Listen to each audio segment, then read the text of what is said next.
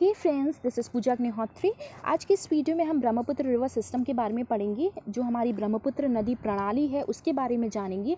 जो भी इसकी रिलेटेड ट्रिब्यूटरीज़ हैं, सहायक नदियां हैं, स्नोफेड ट्रिब्यूटरीज़ हैं, जो भी इंपॉर्टेंट फैक्ट्स हैं ब्रह्मपुत्र रिवर से रिलेटेड, वो सारी चीज़ों का आज हम इस वीडियो में कवर अप करेंगे। जिससे रिलेटेड जो भी सारे क्वेश्चन हमारे एग्जाम में फ्रेम होते हैं वो सब हम आज इस वीडियो में कवर अप करेंगे। तो चलिए स्टार्ट करते हैं। सबसे पहले तो ये जान लेते हैं कि ब्रह्मपुत्र रिवर जो है इसका ओरिजिनेशन पॉइंट क्या है, जो इसका उद्गम स्थल है वो कौन सा है।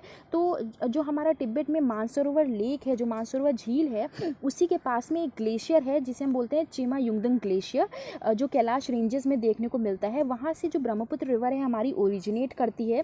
तिब्बत में ब्रह्मपुत्र रिवर को अगर हम देखें तो सांगपो रिवर भी बोला जाता है इसे तिब्बत में। और इंडिया का जो एंट्री पॉइंट है, जो शोमातन पॉइंट है, वहाँ पे ये जो रिवर है ये बेंड कर जाती है और तब इंडिया में एंटर करती है असम वैली को क्रॉस करते हुए।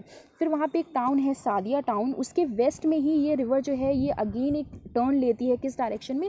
साउथ वेस्ट डायरेक्शन में, जो मतलब हमारा दक्षिण और पश्चिम का डायरेक्शन है, उस डायरेक्शन में फिर से टर्न लेती है। और वहाँ पे दो माउंटेन स्ट्रीम्स हैं, दिबांग एंड लोहित, वो इस रिवर को जाकर ज्वाइन कर लेती हैं। अब क्या होता है, अब इस रिवर का जो नाम है वो पड़ जाता है दिहांग, जहाँ जिसे हम कहीं कहीं सियांग रिवर भी बोलते हैं। तो अगर देखें ये जो दिबांग और लोहित रिवर है ये जब जाकर मिल जाती हैं दिहांग रिवर के साथ, तो इस पूरी रिवर का नाम जो ऑल टुगेदर पड़ जाता है वो हो जाता है ब्रह्मपुत्र रिवर।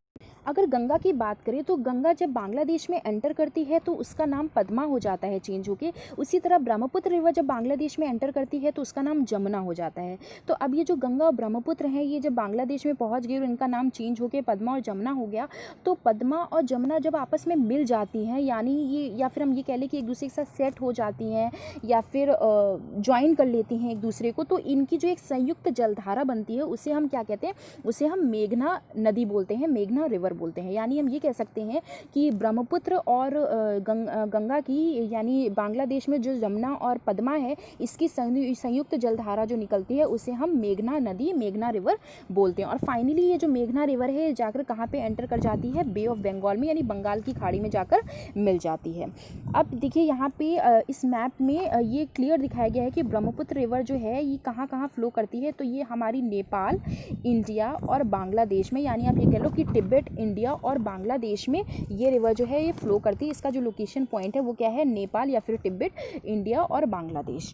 फिर आता है, देखिए यहाँ पे मैंने मेंशन कर रखा है कि ब्रह्मपुत्र रिवर की जो लेंथ है वो सबसे पहले तो जान लीजिए 2900 किलोमीटर, यानी 2900 किलोमीटर है। इसका ओरिजिनेशन है तिब्बत में मानसरोवर लेक के पास चिमयुंग दुंग ग्लेशियर, जो कि कैलाश रेंजेस में देखने को मिलता है। ये फ्लो करती है नेपाल, इंडिया या बांग्लादेश में, या फिर आप ये कह लो कि तिब्बत, इंडिया और बांग्लादेश में। तिब्बत में इसे सांगपो रिवर बोलते हैं।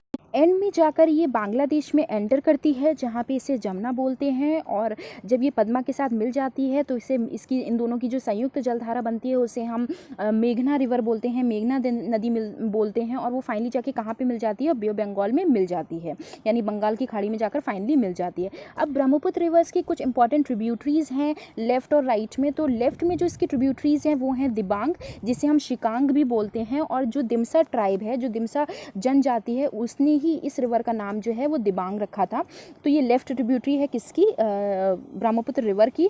लोहित है, धनसारी है, बरक है और कोलोंग है, जिसे कहीं कहीं हम कैलांग भी बोलते हैं। तो ये पांचों ट्रिब्यूटरीज लेफ्ट ट्रिब्यूटरीज हैं, लेफ्ट सहायक नदियां हैं किसकी? ब्रह्मपुत्र रिवर की। इसी तरह राइट ट्रिब्यूटरीज भी हैं ब्रह्मपुत्र रिवर की, जो हैं सुबानसिरी, कामेग, मानस, संकोश, तिस्ता, बेकी, रायदक और जलढाका। ये जो ट्रिब्यूटरीज हैं ये सारी राइट ट्रिब्यूटरीज हैं किसकी? ब्रह्मपुत्र रिवर की। कुछ ट्रिब्यूटरीज ऐसी भी हैं जिन्हें हम स्नोफेड ट्रिब्यूटरीज बोलते हैं ब्रह्मपुत्र रिवर की, यानी जो बर्फ़ तंग, हम कह सकते हैं जो बर्फ़ तंग ट्रिब्यूटरीज हैं, सहायक नदियां हैं ब्रह्मपुत्र रिवर की। वो कौन सी हैं? तो वो हैं सुबानसिरी, जिसका ओरिजिन जो है वो तिब्बत है और ये एक तरह की हम कह सकते हैं एंटीसीडेंट रिवर भी है। इसी तरह मानस, संकोश, ये सारी स्नोफेड ट्रिब्यूटरीज हैं। जिया भरली, पगला दूजा, पुथीमारी, ये सारी क्या हैं? स्नोफेड ट्रिब्यूटरीज हैं ब्रह्मपुत्र रिवर की, यानी जो बर्फ़ तंग ट्रिब्यूटरीज हैं किसकी? ब्रह्मपुत्र रिवर की। अब देखिए यहाँ पे कुछ दो इम्पॉर्टेंट ट्रिब्यूटरीज़ हैं जिनके बारे में जो है या जिनसे रिलेटेड हम कह सकते हैं क्वेश्चन फ्रेम हो जाता है एग्जाम में, वो हैं तिस्ता और मानस। इसी तरह जो हमने यहाँ पे देखिए धनसारी देखा था, जो कि एक धनसिरी जो है लेफ्ट ट्रिब्यूटरी है ब्रह्मपुत्र की, इसके बारे में जान लेते हैं।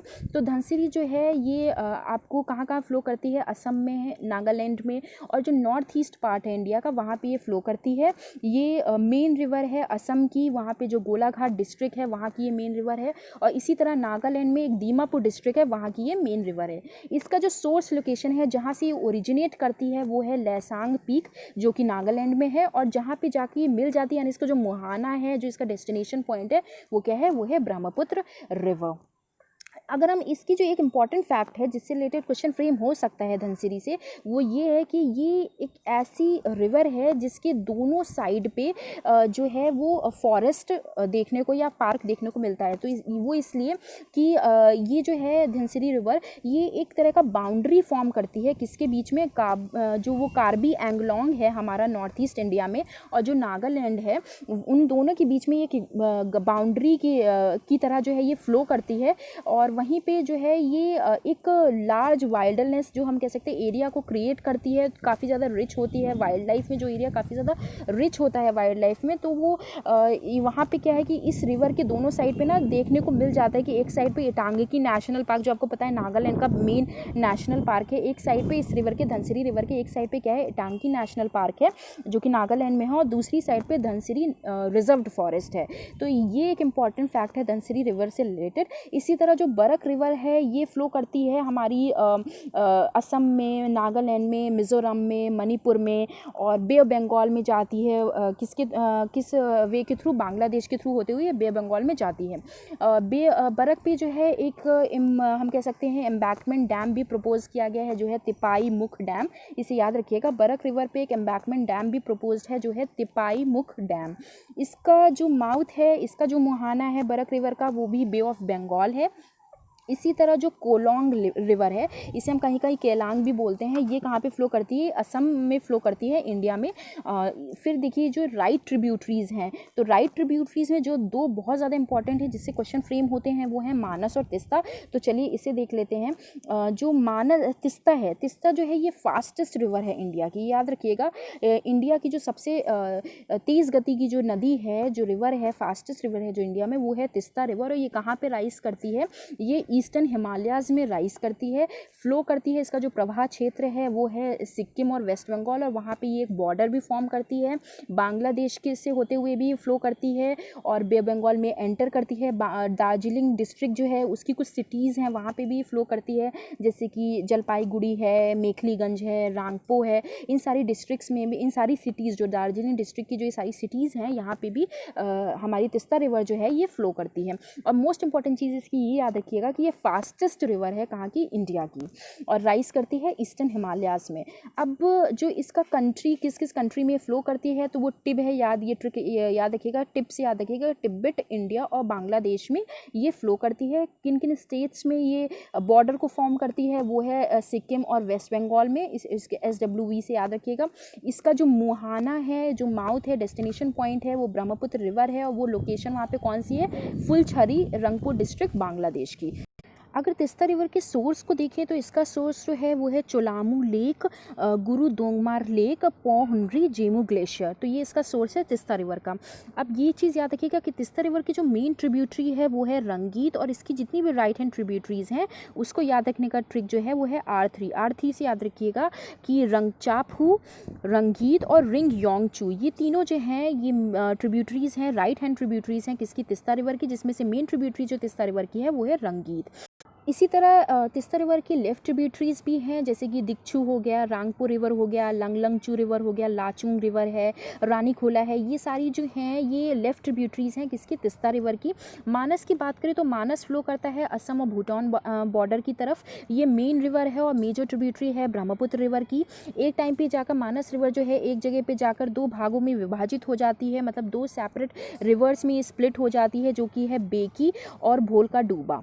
इसकी जो लोकेशन रीजन है वो है इंडिया, चाइना और भूटान, और इसकी जो लेंथ है वो 400 किलोमीटर्स की, दैट इज़ 250 माइल्स। जो मेन सेंट्रल ट्रिब्यूटरी है मानस रिवर की वो है लहोब्रक, जिसे हम कहीं कहीं कुरीछू भी बोलते हैं।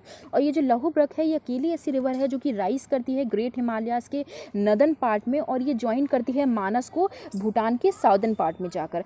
तो ये कुछ इंपॉर्टेंट चीज़ें थी तिस्ता और मानस के बारे में। अब ब्रह्मपुत्र के बारे में भी कुछ इंपॉर्टेंट चीज़ें जान लेते हैं कि ब्रह्मपुत्र को जो है वो पूरे हमारे अर्थ पे, इंडिया में और पूरे अर्थ की अगर हम कंसिडर करें तो इसे मोस्ट ब्यूटीफुल रिवर भी बोला जाता है। ब्रह्मपुत्र रिवर को रेड रिवर के नाम से भी जाना जाता है, मतलब लाल नदी भी बोला जाता है। वो इसलिए क्योंकि इस एरिया का जो सॉइल है वो काफ़ी ज़्यादा रिच होता है आयरन के कंटेंट में। यहाँ पे जो सेडिमेंट्स पाए जाते हैं उनमें काफ़ी ज़्यादा हाई कंसनट्रेशन होता है रेड और येलो सॉइल्स का। तो इस एरिया का जो सॉइल होता है उसमें जो आयरन कंटेंट की इतनी रिचनेस होती है, इसी वजह से इस रिवर को जो है वो रेड रिवर के नाम से भी जाना जाता है, मतलब लाल नदी भी बोला जाता है। अब जो मैंने लास्ट वीडियो इंदस रिवर पे बनाया था उसमें मैंने बताया था कि Indus river one of the longest reverse है एशिया में। इसी तरह ब्रह्मपुत्र रिवर जो है वो one of the longest reverse है कहाँ पे, वर्ल्ड में। कंफ्यूज मत होइएगा, इंदस जो है वो एशिया में one of the longest river है, बट ब्रह्मपुत्र जो है वो one of the longest river है कहाँ पे, वर्ल्ड में। तो BW से याद रखिएगा कि Brahmaputra one of the longest reverse है कहाँ पे, वर्ल्ड में। तो ये कुछ इंपॉर्टेंट फैक्ट्स थे ब्रह्मपुत्र रिवर से रिलेटेड, इसकी ट्रिब्यूटरी से रिलेटेड। तो चलिए मिलते हैं अपने नेक्स्ट वीडियो में एक नई टॉपिक के साथ। Till then bye bye, take care, thank you for watching my video, bye.